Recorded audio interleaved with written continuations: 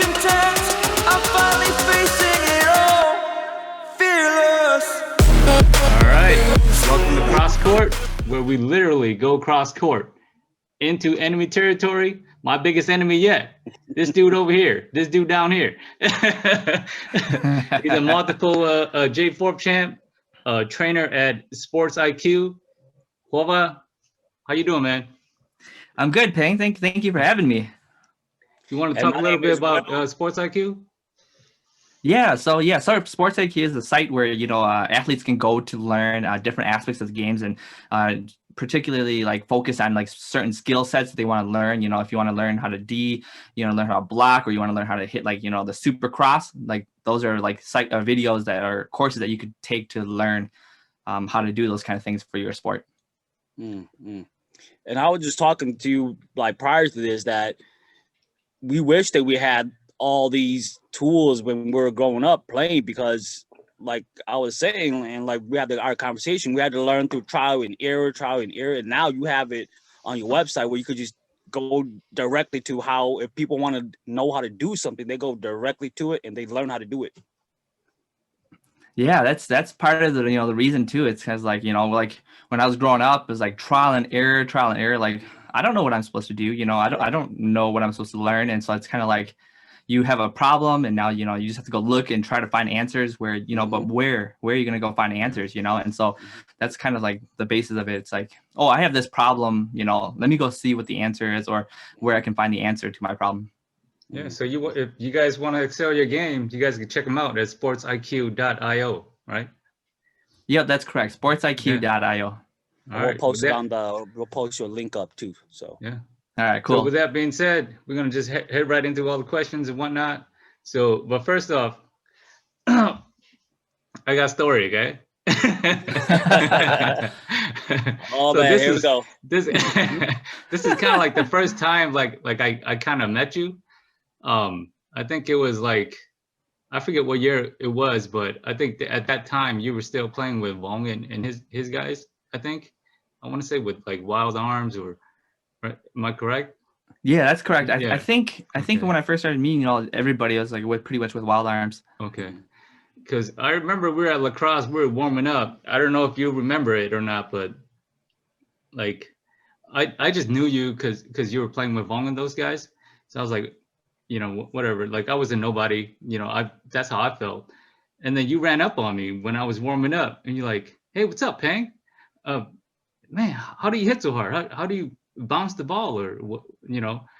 In my head, I was like, "How the hell does this dude know my name? Because I don't know about it." You know what I mean? and secondly, I was like, "Dude, you way better than me. Why the hell you asking me?" So I kind of gave you like a generic answer. I was like, dude, I'm not even good, bro. And then that was like the first time I met you. You know what I mean? So that leads into my first question. You see how I was kind of steering you into your answer, okay? So who made the biggest impact on you? So obviously it was me, but we like to hear it. We like to hear those words from you. You gotta let everybody know it was me. Come on. No, I'm just kidding. Yeah, it was all you, Peng. Yeah, everything. I knew it. All crediting it all to you. All right. That's it. Show's done. Yeah, we're good. Yeah, but for real, who made the biggest impact on you?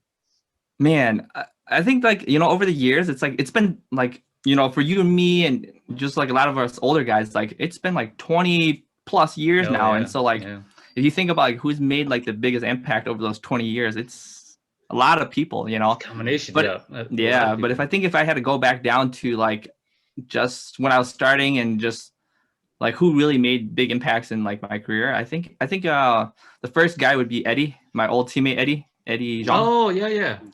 Yeah. I remember when we were like 16-year-old kids, I wanted to be like just like him, Mm-hmm. I wanted to I remember copying him, doing everything he did and stuff like that. And so like being just like him, he's probably one of the guys that like I grew up, and then we ended up being teammates. And then the next guys I guess would be Kapu and Jesse. Mm-hmm. I think those two guys were like probably the two most influential guys for like pretty much all of us older guys here in Wausau.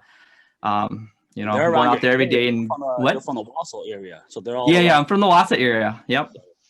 Yeah, going to the park every day and getting whooped Hey, Whooped. had to learn the Yeah. hard way, man. You know, Yeah. you took gotta that earn your whooping too. stripes, dude. So, Yeah. coming up, did you mirror any players at all? Like who'd you take from? Because I know I took a lot from like a lot of players like Koo from MDY, Kapu, Ying, all those guys. So did you take from anybody, or did you mirror yourself from anybody? Yeah, so like I said, the first guy I ended up marrying is Eddie, because I was so young. I just he was just the next big guy up there, and so I was like, yeah, I just want to be just like him, And then after we started playing together, I started mirroring my game after Kapu, because we were all from Wasagan. Wolfram, like, what's he doing correctly? What's he doing? Like, I gotta do what he's doing if I want to be good. And then after Kapu, it'd probably be Fly. So those are probably the three guys that I kind of modeled my game after. I think your game has a little combination of all of them, man. Just seeing your game evolve, it has a little combination of everybody. It seems like that's what I noticed, and I like the fact that like you're always asking questions. The story that Peng shared, like you just went up to him and asked him. It's like, if you want to learn, young guys, if you guys are listening, if you guys want to learn, ask questions. Do you remember that story though? Do you remember that first time? Yeah, so I remember.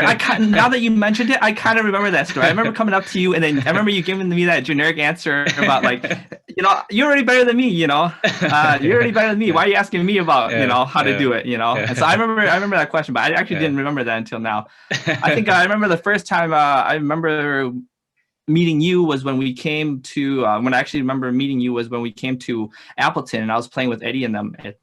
And I remember meeting you at, I forgot what park you guys play at in Appleton there. The one that's like behind all that power plant. Oh, Hoover.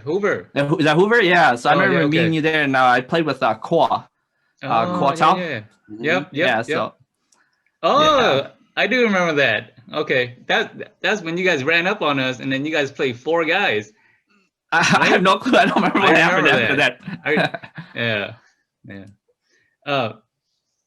So I have another story, okay, and this will lead up to the next question. So I remember, I don't know what year it was. I think it was 04. I think it was before you guys won. I think it was 04 or 03. I remember at July 4th, I was sitting down on the hill with Kenny. Kenny, my cousin, right? Yeah. So we were sitting down. We were just watching you guys play. I think you guys were still Wild Arms that year. And you guys were playing against Drifters, and I was watching you guys because I'm gonna be honest, I was watching Drifters play because I think the winner of that we had to play. So, but then I saw you, right? I saw you, and you were cutting it straight down on them, right? And that's one thing that I could never do on Drifters back then. And I turned to Kenny, and I was like, "You see that kid right there? That kid's gonna be special." And it turned out it was right because of your swing, right? Talk about that swing. Did you was that natural, or is that just spontaneous, or what? I think, like with my swing, like now it feels to me, just feels natural. It just feels like my swing. But I think I remember like when I was a kid, I remember copying everybody's swing, Yeah. I tried Eddie's double arm pump swing. It didn't work for me because I was a small guy, Yeah. I tried Kapu swing. It didn't really work out too well. I mean, like it's still the part of my game, but I didn't copy it exactly, And I tried, hitting that snap like Fly does, where he just comes and he hits and then he stops the snap. But that was bad for my shoulders. And so I think it's just like over the years, you kind of just like, oh, I like that guy's snap. And so I want to try to incorporate his snap into my swing. Oh, I like that guy's swing. So I want to try it. And so I think that's kind of how I involved and how that got to where I am now with my swing. I'm going to let you guys in on how it looked like, literally looked like, okay? He went up and he hit it like this. Like this. He cut it straight down like that. And when I saw that, I was like, dude, that is one of a kind swing. I was like, that's special, man. Would you teach that? Actually, that swing right there, I think I owe a lot of success and I credit a lot to that swing because it's like that. Okay, so like from what I remember when I was growing up, it's like that deep cross. That's a deadly shot, right? If you can hit that shot, it opens up the rest of the court for you. Because when they stack 2 blockers on you, And if you don't have that deep cross, then they can just take away your gap shot and your line, and you're done for. But if you can hit that deep shot or the deep cross or the deep cut, then that middle blocker has to start worrying about you, whether you're going to cut around him or you're going to go over him, or high through his block. And so that's the key to it. And I remember thinking, man, all these guys can block, like all the drifters guys, Hyung and them, KO and them, all these guys, like they know how to block. And so they're all like trying to read me. Well, why don't I fake like I'm going line and then cut back? Yeah. And that's how you can sneak that super cross by them. Yep. Wow. Yeah, because if you just gave it away, they're such big blockers, and they're so much bigger than you. They're just gonna like mug the shit out of you, right? Yeah. And so that's where that swing came from. It's kind of like, body fake down that line, cross it back. Bam. That's why it looks like that. Or at least that's the thought that's going through my head. But it looks like exactly what Ping did. Because now when I watch the video, that's what it looks like. So talk about some of that. So you're one of the great hitters, right? Talk about that mentality, man. Like when you're lining up and it's like, finals or playoff game, and talk about that mentality when what kind of what's going through your head, man? Is it like a killer instinct or what's going on, man? Talk about that. Nerves, man. Nerves, dude. Even when you're talking about now, my hands are like trembling, Not a lot of people know that. So talk about that. Yeah, so like I don't know, like when I talk to some of the old guys, they go in there and they're like stone cold, and they might be stone cold, but for me, when I go in there, even now, like when I get into the finals and I get closer to the finals and playoffs and stuff, and I walk into the game, I can feel it, like my hands are trembling, and like you get that nerves, but it's like after you start playing a couple points, then you calm your nerves and you're able to play. But when you first get in there, it's like you get the jitters. You ever have that feeling where, damn, I'm not good enough, man? These guys are way too good. You ever have that feeling, or do you have no doubt, like, I got this? No, I think it's you're kind of underestimating them if you think that you're better than them, and there's that you're gonna dominate them. I think there's always a chance that they are as good as they seem, and that's why they're there in the finals with you, and so you always give them the credit where they're due, but you're saying you're there to compete, and so I'm here to compete. I'm going to give it my best and just go at it, kind of mentality. Can you talk about your early years, like how you got introduced to volleyball, and if you played in high school or anything, your training at an early age and all that? Yeah, so like, so how I got started playing volleyball, it was my uncle took me to play at the park, and we were playing against girls, and I remember him saying to me, "Man, you jump so high, you suck, dude. What the hell? Like, you can't even play against girls. You suck, dude." And so I remember coming home from that park, and I was so mad. I was like, "Man, I'm gonna show this mother effort up, I'm gonna show him what's up." And so like I started playing, and then right after that, that was the summer of right before I went to high school. And I started playing a little bit more, and then I met Minu. I don't know if you guys know Minu. Yep. Yeah, Minu and them. I met Minu and them in that summer, and I started playing with them. And so it was just all like just playing at the park and just all like training at the park. One thing we did do though is we played a lot. Like like I talked to some of these younger guys, and they're like, "Yeah, we want to go play like 6 to 8. I remember when Minu and us we were like still training in the summertime. We'd play from noon till 6. And then at 6, we rode our bikes because we couldn't drive yet. We rode our bikes to Riverside and to play with the old guys. And we remember going there and getting like whooped, like 15-3, 15-2, and then sitting, watching, counting, and going back in line and getting whooped.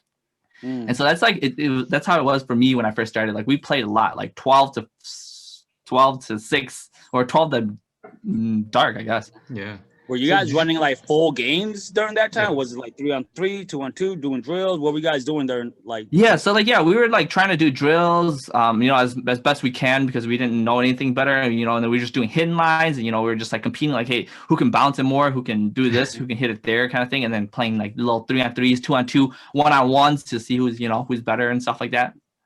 When did you realize? When did people started giving you props? Like, how you said that people were putting you down when you first started. When was the moment when people started giving you props? Like, damn, you're pretty good, kid. Do you remember that moment?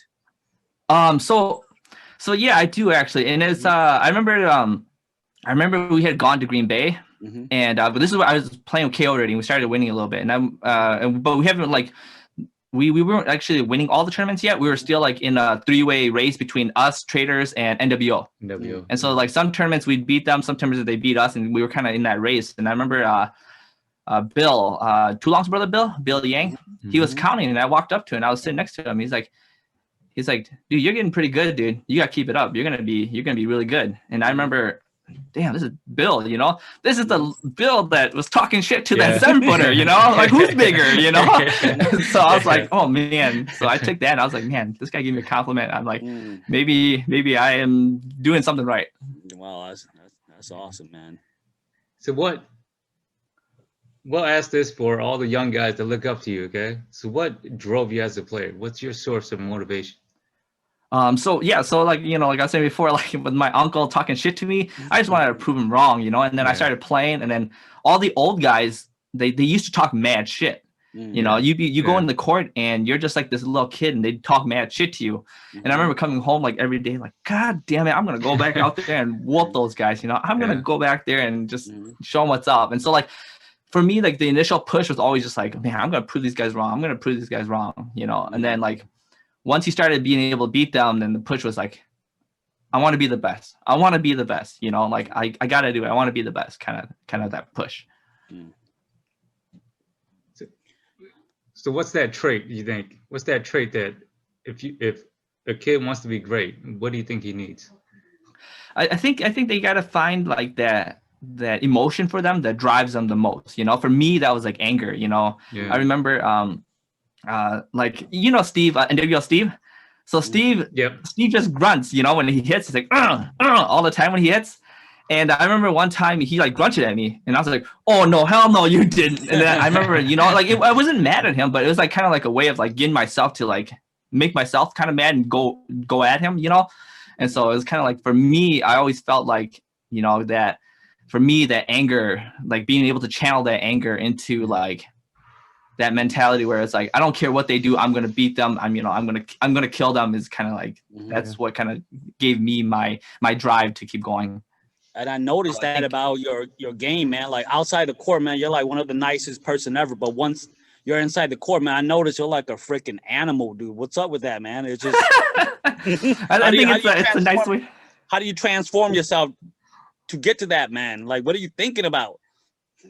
I like, you know, like I said, you know, I just I guess it's like when I was growing up, it's like those little things just trigger me all the time, you know. But like outside the court, I'm pretty normal. But like inside the court, it's just like I feel like little things irritate me like that. And it's like, oh, and then we get into the zone, like, man, I'm gonna beat them, you know.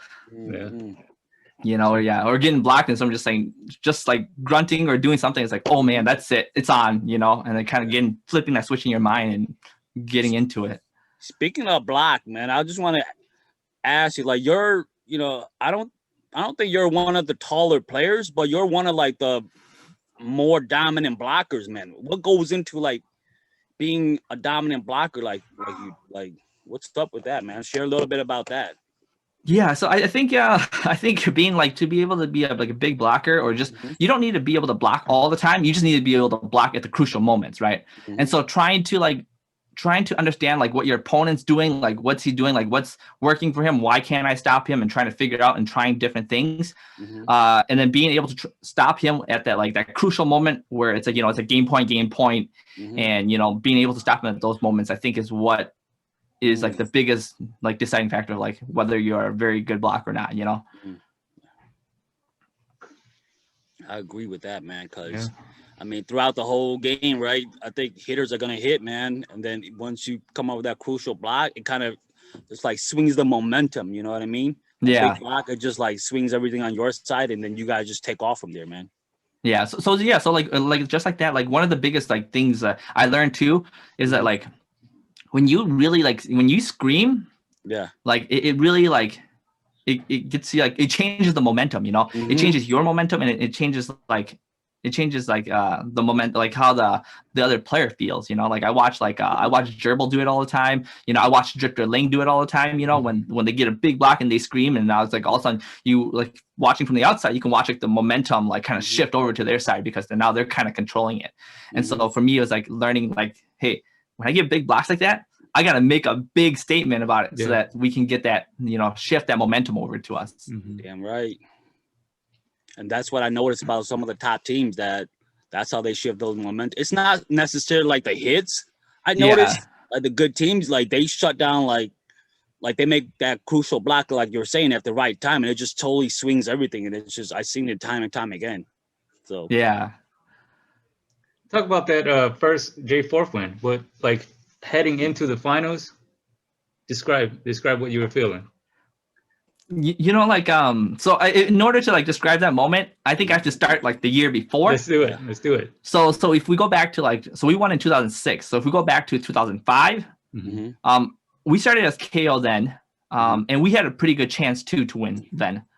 I think we ended up, I forgot who we ended up. I think we ended up losing to Punningham.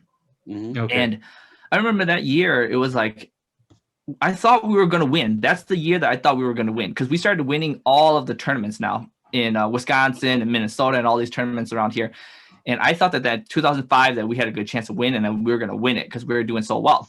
And then we end up losing to Punningham. And that was like the first time, like I remember like not being able to control it. And like, you just want something so bad that like I started crying. Like I remember thinking to myself, like, what the hell are you doing, dude? Like, why are you crying? It's just a volleyball game, you know? But it's like, I remember wanting to win so bad that it was like, I was just crying, for like involuntarily crying. I was like, what the hell, you know? And so I remember that year, that summer, or the following year after that tournament loss, I remember training super hard. And so going into 2006, I actually didn't think we were going to win. I didn't think that, I thought, I was kind of like nonchalant, like, okay, whatever, let's just do it. You know, like we've been winning, but you kind of just like going with the flow, you know? And so going into that finals game, I remember, oh shit, this could be it, you know, like, but I didn't want to jinx it. So I kind of went to that game with that nonchalant, like, okay, it is what it is. Let's just go. I didn't want to put extra pressure on myself. And so, yeah, going to that game, I didn't put too much pressure. It was just kind of like let's go with the flow kind of thing. Who did you guys beat in 06, dude?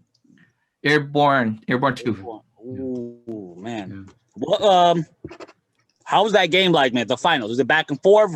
Tell us a little bit about that game, man. Like, so back in 2006, there was like 40 plus teams. Yeah, there's still a lot at of teams. J4, and so I remember there's 8 teams coming out of each, or 2 teams coming out of the 4 pools. So there's 8 teams, and to get to there, it was like Sunday, it was like 90 degrees or like 100 degrees weather, and so everybody was like super tired by the time we got to finals. And like if I remember correctly, like all the grass had died, and so it was like super slippery. Yeah. Oh, sorry, let me get a drink here. Yeah, all that dried dead grass makes it super slippery. Yeah, so we were a little bit exhausted, but they were a little bit exhausted too. But I know that they had top seat. And so they had to sit too, and so they had a good rest. And I remember going into that final, we weren't too sure if we were gonna win, but we just, I know, like I said, the guys that we all been training for a whole year together, and so we kind of just went with it, and we ended up beating them first game, and we thought we might be able to beat them, and then the second game we thought we actually would win in 2. But in the second game, we ended up losing. So I wasn't quite sure how third game was going to go. Yeah. I just remember that it was pretty close. It was back and forth in the third game, because the first game we beat them. The second game they came back and they beat us. And then in the third game, we had gone neck and neck, back and forth. And then I hit one and it hit Will in the eye. Oh, that's right. No, Will, Min. It hit Min in the eye. And it took Min out of the game. And so once it took Min out of the game, they put in a substitute setter. And when they put in that substitute setter, then, you know, they lost a few points here and there, and then we slowly just crept away from them. And that's how we ended up winning the game. So that was a wrap after that, huh? Yeah. So it was like one of those like lucky shots that just happened to go in your favor. You know, I just happened to actually hit that one, went through the block, to hit Min in the eye, and, you know, ended up taking him out. Meant to be, yeah. So it's meant to be, you know. Tell us what was going through some of your guys' conversation in the huddle, man. Were you guys like like just calm and just like we're here, man? Or were you guys like so intense, yelling at each other? Hey, man, like how was the huddle like during those? So the first the huddle, the first game, because we won, so everybody's like, yeah, let's go, we can do it, there's a chance, one more game, right? Mhm. And then I remember at the second game huddle, everybody's just like bummed, like, God damn, I can't believe we lost this, we have to go to 3 games, and everybody's just kind of mad at each other, like, Mhm. dude, we gotta pass better, we gotta, like, this all this like pass better, we gotta put our balls away, and like just the role, like 1 2 1 2 1 2, like you run your one and then you run that quick shorter that quick float out, Mhm. and so put your ball away if you're 1-on-1, and so it's like kind of like everybody's just kind of getting on everybody's nerves, and like if you go back and like you watch the video, it's like Mhm. you watch us and like we end up switching like positions because it's kind of Yeah, you like, guys God, he did. can't do it, let me go out there, and then or he can't do it, let me go out there kind of thing. Mhm. So we were all kind of at each other at the end of the second game there. We talked to Houa the other day in one of the conversation, and he always alluded back that no matter how tired we got, no matter how far we got in the tournament, we always went back to like the basic: bump, pass, set, hit. Just do those things well, and then your opponent would make the mistake. That's kind of like how you guys play too. Would you agree with that? Yeah, so I totally agree with that. That's like, one of the things that like I always tell my brothers and like the guys I play with all the time, even like Tagana and all the guys I play with now. It's like very simple, don't focus on anything else. Mhm. Bump, pass up, one set, one spike. That's it. Yeah. Very simple. Take your mind out of like everything else and just focus. One pass, one bump, or one set, one hit. Yeah. And so that it's all just that simple basics. Yeah, I know. We're like trying to get some stuff out of him. He was like, man, that's all we have to do. We just broke it down to bump, set, spike, basics. And I'm like, shoot, I guess, man, that's it. That's how you win championships, man. What the hell? Oh man. Whoever Like does that the best wins. That's some grade Basically, school right, at stuff. the What the hell? Yeah. At the end, You're telling me basically, all this whoever stuff. does that the best wins, man. Yeah. It's So- always so much easier said than done, like Yeah. when No, when man, I you hear when you. we're out here and we're just talking, it's like, yeah, bumps at spike, but when you get that pressure and your hands are like Yeah. this, Yeah. like Yeah. how are you gonna Yeah. how are you gonna bump set and spike? But the thing is, the opponent, they're trying to kill you too, man. So they're like, they're trying to make it as hard as for you as possible. So, I mean, all that training, like you guys said, it really, I think all that volleyball, like really comes in handy because you've seen every situation and you're just like, okay, this is just like routine. So I think repetition is very important too, man. So Yeah, I think the repetition has to be like, it has to be one of those things, if you're still thinking about like how I'm gonna bump or how I'm gonna put my hands together or doing any other kind of thing when you're in that moment, then it's like it's too late for you. So you've been in, a lot of, high level games, right? We all know that. So what would you say is your most memorable win in Hmong volleyball? I think our most memorable win would have to be that first J4. Okay. I think nothing beats the first. Mm-hmm. And But just even more than that Cali win when they came down on Labor Day. I know that was like, dude, that was like one of the greatest games ever. that one's pretty hype too. Yeah, And like yeah. like my brothers, we all got to play together in that one. Yeah. But I think as much as like as good as that was, it's not J4. It's Yeah, not that's it's true. not the pinnacle. It's not the thing that we're all shooting for. Yeah. I noticed that. So the last time you guys won, which is probably like what, 2 years ago, 3 years ago, when you guys beat 3 the years ago. California team, right? Yeah. Were you guys underdog? Like, were you guys? I felt like you guys were underdog. I think they were defending champs, right? Yeah, they were defending champs. They were Yeah. defending champs. The only thing was just that with a different team than Okay. the team that they won I last think year. I don't know who But- posted the videos, but I seen it. And I was like, man, this team, I don't think they're gonna win. I didn't really see it, and then I was like, at the end, I'm like, holy shit, they freaking pulled it off, man. I'm like, holy cow. I think I was looking at it like, man, these guys are underdog. What a freaking story, dude. I think you're right, dude. Even me myself, I felt like, oh god damn, like we're underdogs. We're like undersized. Yeah, minus you guys our were- minus our one big guy. Yeah, Everybody yeah. else is way smaller. They were That- stacked, man. That's funny Yeah, because from my perspective, like you guys were always the favorites, but every J4 that you won, you guys were basically underdogs. Yeah, that's what I Right? felt like. I felt like Yeah. every J4 we won, we were under. Oh, not the one I played with Cali. I don't think we were underdogs then because we played Oh, we okay. played Ghost Shadow. Yeah, we played Ghost Shadow, and I think we were Oh, the that's bigger. right. That's right. Yeah. Yeah.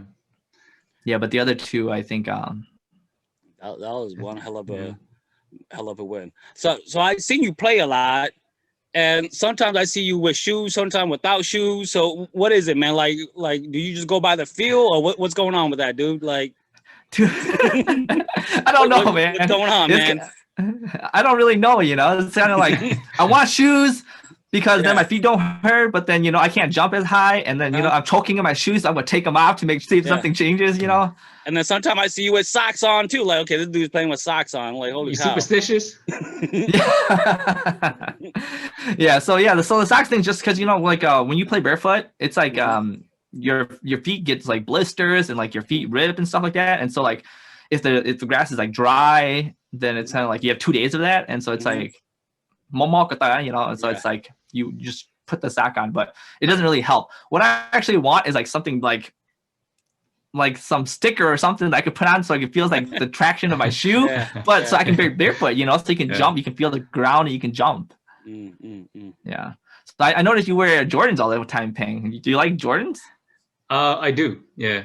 Because I can't play as good as you, so I gotta look good, right? So one thing I did learn a long time ago, one thing I did learn a long time ago from Jack was that you gotta look good to play good. I look good, but I don't play good, so he lied to you. So we're gonna head into some quick hitters here, okay? You ready? Okay. Yep. Okay. So name 5 players, players or teams that you hated to play against. Hyung. Yeah. And then all the Drifters guys there. I hate those guys. I mean, I don't hate them as people. I hate them as players, dude. Yeah. They're tough, man. They're a tough team. Yeah, they're a tough team. They like Houa was saying, that you were saying, man. They did all the easy stuff right, man. Yeah. Like when I watch them play now and I watch like the videos, like they didn't do anything special, but they did everything like the basics very well. They blocked like very well. They bumped, they hit like very well, and so it's like very hard to beat them. Yeah. There was no. I think if you ask Drifter Ling, I think I'm still 0 in everything against playing him. Yeah. You still holds that against you, right? Yeah, no, he still holds that against me. Every time I talk to him, he's like, I think you haven't beat me yet, dude. That's why he retired early, right? Yeah, keep your record clean. Yeah. So 5 players, past or present, that you didn't get to play with that you would love to play with. I think number one's got to be Cal. Number 2, maybe, let's see here. Like you guys were saying, Duhua. I wouldn't mind him Duhua sets. I think we might have worked out pretty well if I played in his era. And then Kapu and Jesse. Like just growing up here in Wausau, those 2 guys, like if you ever watch them play together, like they did things that like I was like, what the hell? Like even now I'm like, oh my god, like those guys, like what those guys were doing back then was like crazy. Yeah, they got a connection. Yeah, they had that connection. Yeah. So it seemed like Kapu, he hits like the same old set all the time, but man, nobody could stop him, dude. He did that whole same set for like 20 years, man. Nobody could stop him. Did you guys take from that? What? Did you guys take from that? Oh, we tried to as much as we could. Yeah. We tried to take as much as we could, but like I said, Kapu's got one of those swings that's just like, I don't know, it's hard to mimic, Yeah. So what do you think today's game? What are the likes and dislikes that you, in your opinion? So in today's game, what do you think is lacking, and what do you think is that is abundant right now in today's game? Yeah, so in today's game, I think what's lacking is skill. I think we lack a lot of skills right now, and I think it's like the part of the problem is like what we were talking about earlier about like like all these older guys with skills, they retired, and then us as the next coming up generation, we all kind of like are more Americanized now. So we don't really go out to the park as much after work, you know. I remember we used to go, you know, like the old guys used to come put the net up at the park, and we just go there and play the old guys all the time. You know, now we're the old guys and we don't even go to the park. And so it's like that transition of like us to a more American way of life made it so that skill, like passing on that skill, was harder. And so I think that's why like the generation now lacks like the skill or the fundamental like skills for each of the different things and how to raise that to get themselves to the next level. And I've seen that too. I've seen players like you and Payne coming up. You guys could pretty much, like, you guys are like Swiss Army knife on the court. You know what I mean? Like, could do everything. And like you said, now there's like players on the court who are more like specialists, right? Where they're doing one thing and one thing only. So I do kind of agree with what you say there, man. I do see that too. Yeah. What do you like right now, though? I like the height, dude. We're all getting big there. I think in like with this next generation or the following generation, we're all gonna be. I don't think we're gonna be competing with ourselves anymore. You know, I think we'll have guys that can really compete. Quick question, man. Do you remember how many times did you guys win J4, man? You remember all the years that you guys won? I don't remember the years, but I remember 2006 when we won the first time, and I remember just when we won a couple of years ago. And then like the one with Cali, I remember that you went too, but I don't remember that one as much. How does it feel, man, when you win? For some of the people that never been there, how does it feel when you win? Is it like a relief, or is it like, wow, holy cow, unbelievable? Or how does it feel the same each time? Or, you know, walk us through that a little bit. So it feels what it feels like. It's like you're like on top of the world, because like you just won like our biggest tournament. So it's like, my God, like I'm on top of the world. Like I did it. This is all I'm looking to achieve.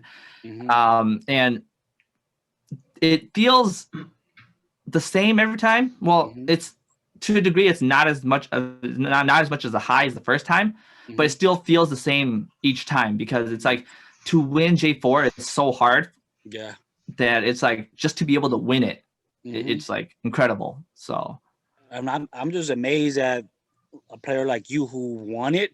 For me personally, if I would have won it, I would have retired, man. I'd be like, I'm done. Peace. I'm out. But for you to come back year after year after year and wanting it, it's just like, holy cow, man, you guys are crazy, dude. So this is for like, all the young kids too. Like, there's that notion of like passing on the torch, right? But I don't think like that you don't actually pass on the torch, right? It has to be taken from you. You gotta take it. Okay. Yeah. So if they're gonna want it, they're gonna have to come take it. And so I don't plan to retire anytime soon. I'm gonna be playing for as long as possible. And if they want it, they're just gonna have to come take it from me. And then by the time they can take it from me, that's true, because there's not a lot of people because you hear the saying, you raise the bar. There's not a lot of people that raise the ground, because essentially what you're doing is you're raising the ground up. So you got to start from a higher level to reach him. You know what I mean? I really understand what you're saying, though. Yeah. I was just gonna ask you that. I was gonna ask if you're gonna be retired, and I know you got your family going and everything now. You got a family life now. Are you going to retire? Are we gonna see you in tournaments? Are you still gonna come? And will these young guys coming up have a chance to come and take it from you, man?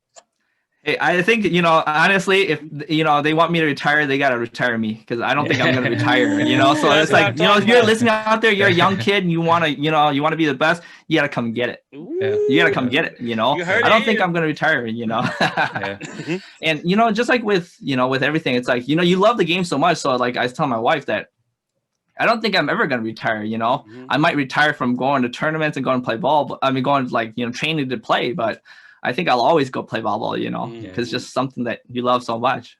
Man, it's a way to connect with, like, because in our life, we're revolved around like just different people so much, like in terms of like occasions and all that. Whereas when you play volleyball, you're just among a lot of your own people, you know what I mean? And I love it because of that, you know what I mean? Yeah. And I just want to see them come and take it, man. That's a challenge. Hey, all you young guys out there, man, you guys got to come and get it from Houa, bro. He's not gonna give it away, man. All right, so we're gonna go on. We're gonna go on to the next question here. Okay, you ready for this? All right. So this is a little segment called Start, Bench, and Cut. Okay, you're the coach. Okay. You gotta start one, bench one, and cut one. Okay, here are the players. Okay, Xiong, NWO. Okay. And I believe his name is Cheng from the outside hitter from Primetime, right? Kong. Yeah. Okay, Kong, and then Lau from Legions. Ooh, man. Pick me 3 hard choices, man. Who are you starting, man? Man. Take That's a another tough sip, one, dude. bro. Take another sip. Yeah. Man. I think if it was me, I'd start Hyung. Two dudes like all well-rounded, could block, can D, can hit, you know. In his prime, he was unstoppable. So I'd have to start him. That dude lived rent-free in my head when I was coming up, man. He was rent-free in my head, dude. Especially since you guys probably lived in by Appleton too, huh? Do they come? You guys go play each other a lot? Yeah. They come and just whip the shit out of us. Honestly, You guys think he's like? Do you think he's underappreciated, man?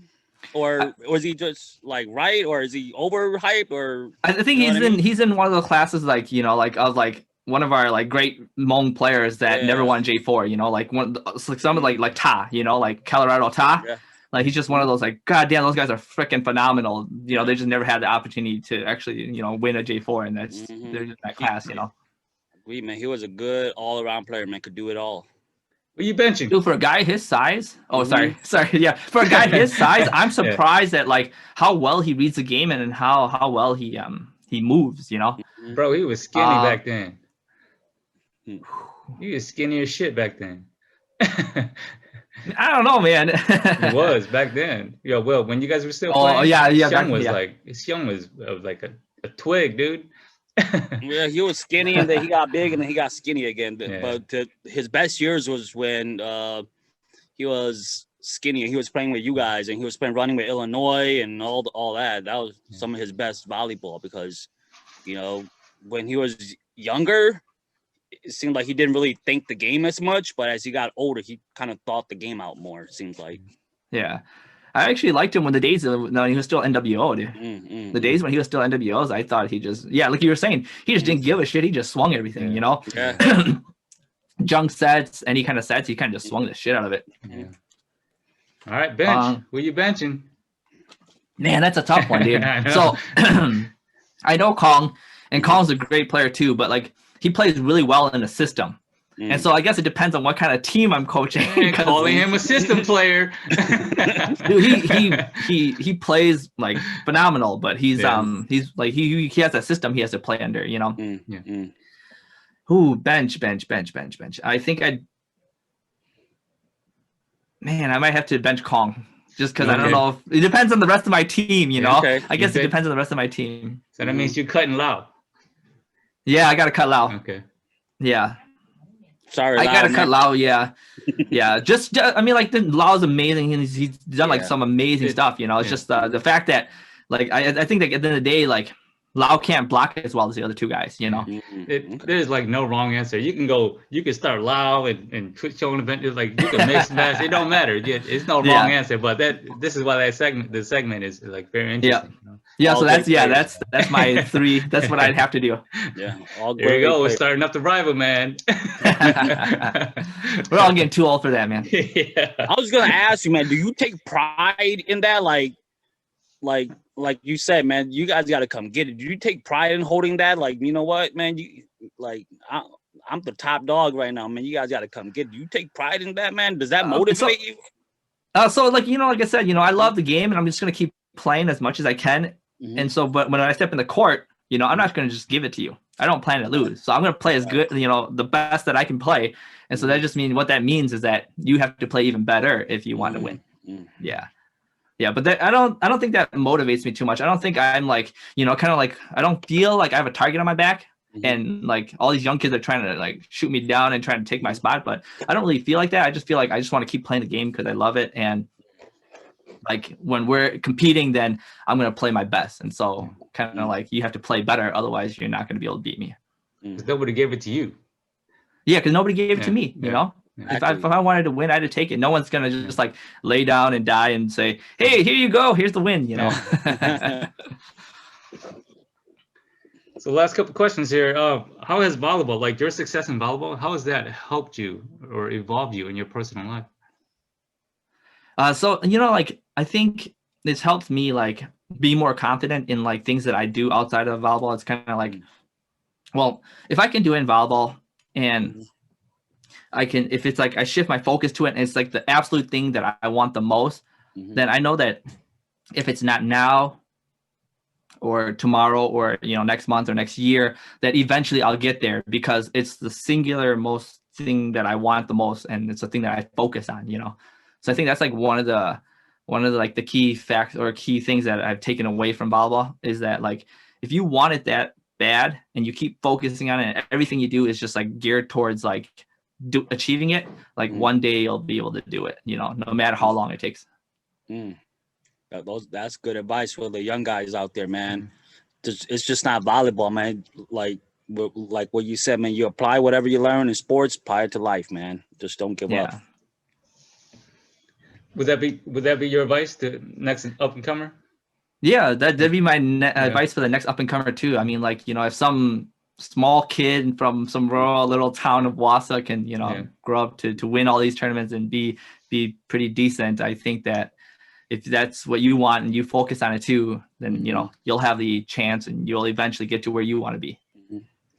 You know, obviously, like when you grow up playing, right, you want to be the best you can, man. But did you ever imagine you'll be like one of the top players in Hmong volleyball, man? Did you ever imagine that, or were you just trying to like, man, I'm just trying not to get yelled at by these old guys, man? Like, you know what I mean? part of it was that too, you know.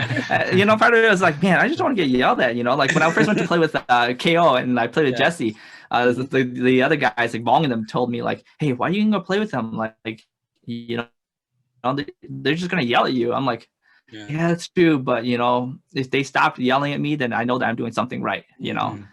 And so, yeah, part of it was like that. You mind sharing the story how you guys put together your team, your KO team that like kind of dominated for like, I would say probably like a decade almost? Is it a decade?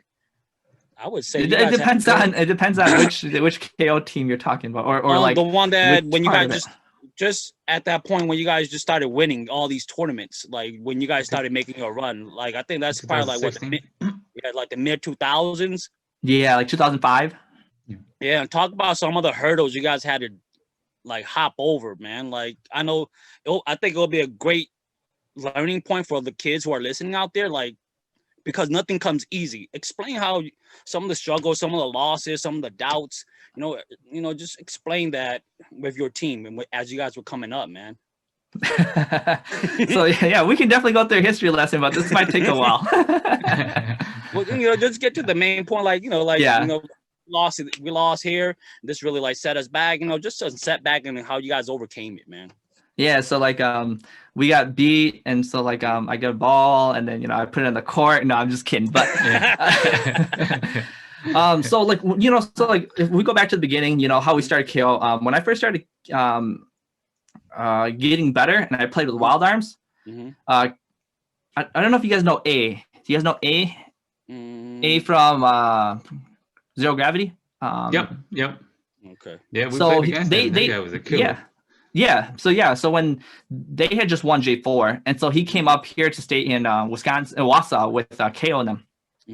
And so it was him, KO, and Jesse who originally started KO, but at the time they weren't called KO. They were trying to put a team together, and they called it A's team, right? And so they called it A's team, and they went to a tournament, and they ended up losing. And so it's like, frick, that name doesn't work. Let's try Jesse's team. And so they called it Jesse's team. They went to a tournament, lost, they came back and like, God damn it. And so so they asked me and Eddie to go play with them, but Eddie wasn't able to make it. And so I went to play with them up in Minnesota, and we were KO's team.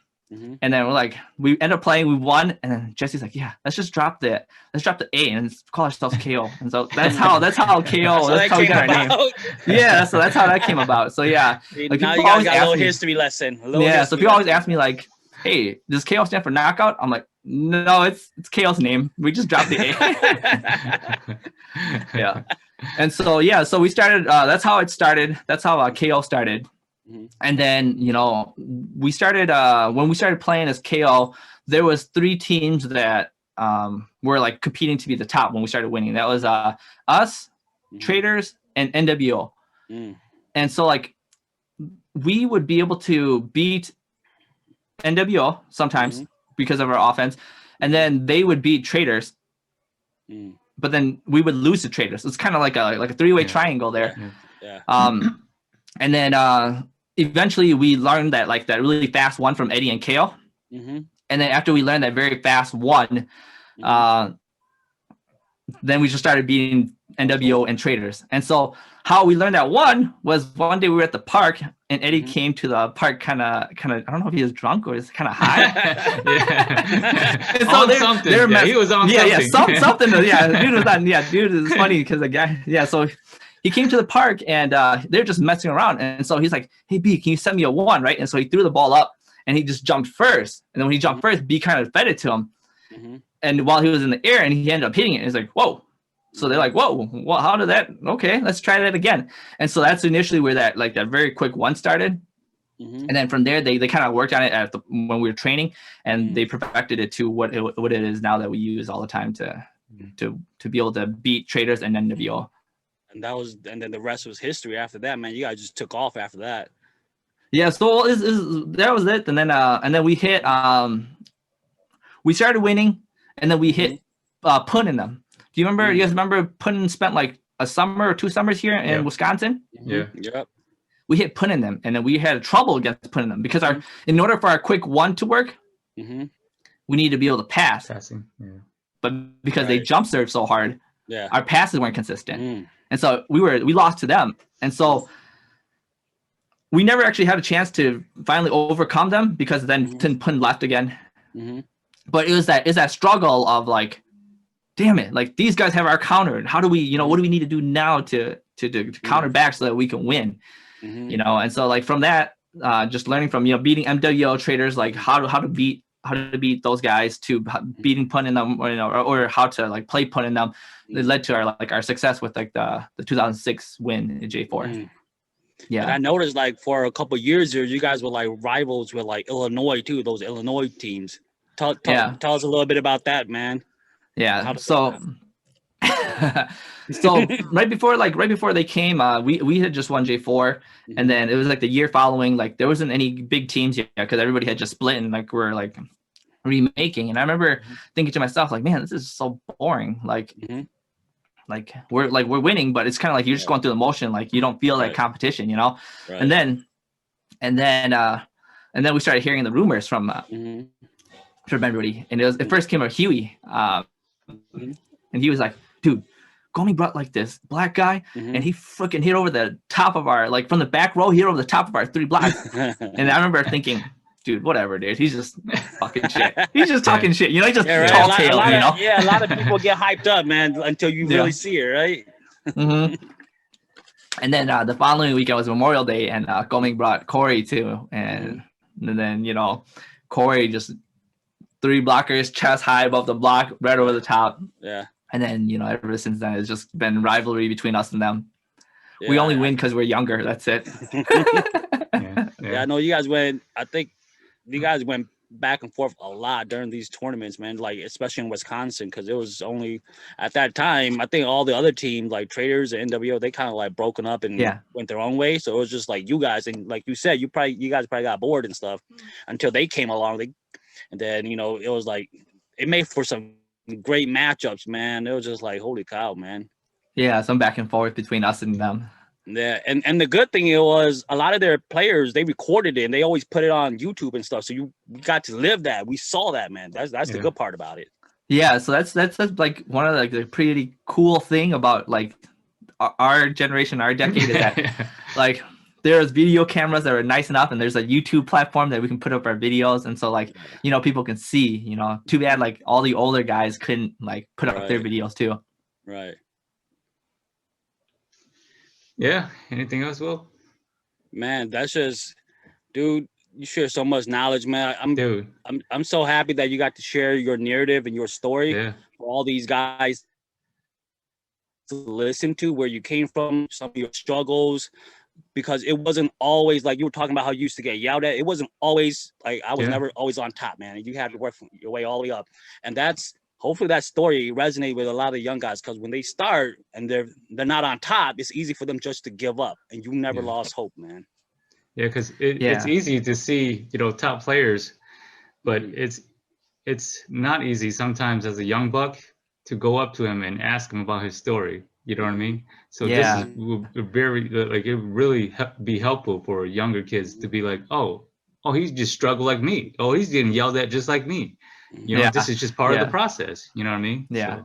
Yeah, I'm just one normal ass dude, nothing special to me, I'm not 8 foot tall, I don't have like, 7 foot wingspans, so just a normal guy who just wanted to be good. And so like, just worked my tail off to try to get to where I can beat these other guys. Yeah. Question, no, man. Go ahead. I was just going to ask who you're going to roll with once the COVID stop and stuff. You guys going to run it back with your team, or what's up, man? Yeah, I think we're going to run it back with our team. And I actually think we're going to try to grow it out to Cali and NC if we can. I don't know how long I can stay competitive, Right. I mean, I want to play as long as I can, but I don't know how long this body will last. Man, as long as you build up players around you, I think you got a career ahead of you, man, because the thing about you is you're all around. So you don't really need to hit. You could bump, you could set, you could do a lot of other stuff, man. That's going to prolong your career, it seems like. Yeah, so that's what I'm hoping for. Like, like I talk about all the time too, like for us, what, like me and Yiling, my brother, he's only, so everybody always says, dude, your brothers are going to be so good when when they grow up. I'm like, dude, all my brothers are like a year apart from me only, like Yiling's only a year younger, Z's only like a year younger. So it's like, they're not that much younger than me. But yeah, so like, just so the thing with us is like, like when you're a veteran, like, like this, then it's kind of like your energy is like, kind of down. You don't have as much energy to go all day long like when you're young and you're in the physical prime. And so it's like what we'd like to do is we like to let the young bucks take control of the game, and then whenever they kind of like struggle a little bit, then we'll come in and like deliver a few side outs here and there side outs, so that it kind of relieves that pressure for them, and then we let them go at it again. And so I think that's like probably one of like the winningest success like things for us is like being able to like find that combination of like veterans and young bucks, like when we were young and we were doing like all the carrying, we had veterans who came and bailed us when we choked and we didn't know how to get out of it. Right. Yeah. And so like now that we're older, like we got like guys like Tagana and Ty and like Pele and all those guys too, and Travis and all those guys who can really play. And so it's like, we let them do all the work. Yeah. But then when they choke or when they're struggling, then we come in and deliver side outs and stuff like that to be able to relieve some of that pressure. That's a good formula, man. You mentioned brothers, man. How many brothers you guys are all you? So there's I have 5 brothers, so there's 6 of us. And everybody balls, right? So I have 2. Well, I have one brother that that doesn't ball. He's the youngest one. He's 21 now, so he's quite a ways younger than us, and so he didn't really ball with us. And then I have one brother, Kong. I don't know if you guys know my brother Kong. Yeah. But he balls too. But for some reason, he's a big guy, but he doesn't like to compete. Like he'll go out with us to the park to play and stuff like that, but he just doesn't like to come out and compete with us. Did you guys have any rivalries like growing up? Are you the oldest? You're the oldest, right? Yes, I am. I'm the oldest. Did you whoop their ass coming up, man? Right? The brother you love, you gotta be like you're. Oh yeah, got to. Oh yeah, you Give got us a story. Give us a story, man. Give us a story. You got a story for us? Oh man, so I actually have the other way around, right? Okay. So I remember I started playing volleyball like 2 or 3 years before Yiling and them, and so I was already good by the time Yiling and Z started playing. And I remember being like super cocky, not cocky, but like kind of like, these are my little brothers. I'm gonna whoop them, right? I'm gonna show them what's up. And so I decided to challenge them. Hey, 1 against you 2. Z and Yulang, right? But at the time, I didn't know that they had gotten so good that I couldn't beat them anymore, right? And so they ended up whooping me. And I remember I got so mad. I'm like, God damn, I'm the oldest. I'm supposed to be better than them. And so I remember tearing down the net. And so I just remember coming home and just humbling Nobody's myself. playing like, oh no more, yeah. yeah, nobody's playing no more. I remember coming home and just humbling myself like, hey, dude, your brothers are starting to get good, dude. Yeah. Man, So it's the opposite of what you asked for, but okay. Those are always good stories, man. Good to reminisce, man, because, you know, growing up, especially when you got siblings that close. I know when I was growing, I'm older than my brother Peng right here. Yeah. And I used to like beat up on him all the time until like finally he got better than me. I'm just like, okay, cool, man, I'm done. I'm like, I'm retired. You can't beat me no more. Yeah, that's how you do it. I'm still undefeated against you. Yeah. So that's awesome stories, man. Yeah. Damn. Well, I don't want to take up too much of your time, man. It everything you gave us is like beyond what we expected, dude. It's priceless. We owe you, man. We owe you big time. Oh no, thank you guys so much for having me, dude. Like I said, I feel like this is something that like we need to be able to capture more, you know, like these stories and like how all these like, you know, just being able to like humanize players, you know. Yeah. Exactly. Like I feel like you know, like when I was growing up, like Hyung, like I remember like, you know, meeting Hyung for the first time, or like meeting him actually in high school, and he was in college, and just meeting him, I remember just shaking like, God, this guy's freaking like amazing, like he's like freaking God, you know. And so like I never talked to him, but you know, as I got better and I started talking to him, and like just a normal guy, you know. And so being able to tell these, you know, sit down and talk to these legends and be able to just humanize everybody. Exactly. So freaking awesome, man. And I just love each and every person that we talk to. They had that struggle, man. I just love that story, dude. You know, just like it's always from the bottom to the top, man. And hopefully our young people, man, don't like, you know, misunderstand that, hey, man, if I'm not at the top, I'm going to quit. You have to always start at the bottom, man, because you have to struggle first. Yeah, but you know, I like that at the end of the day, it's like I don't think anybody is ever at the top, you know? It's like like as good as you are, there's always someone better. So you always, you know, you always have to keep training, you know? Yeah. That's there you have it, man. You guys can catch them at sportsiq.io. If you guys want to get better, that's your choice. But boy, thanks a lot. Thanks for joining us. If you want to stay for a bit after we record here, we'll have a few words with you. Cool. Thanks. See you guys. Over the edge, feel like I'm floating through the air. The pain I felt is paid for, all is said and done. Oh, I am restricted, fixed upon the web. I need to kick the habit that my mind is breathing.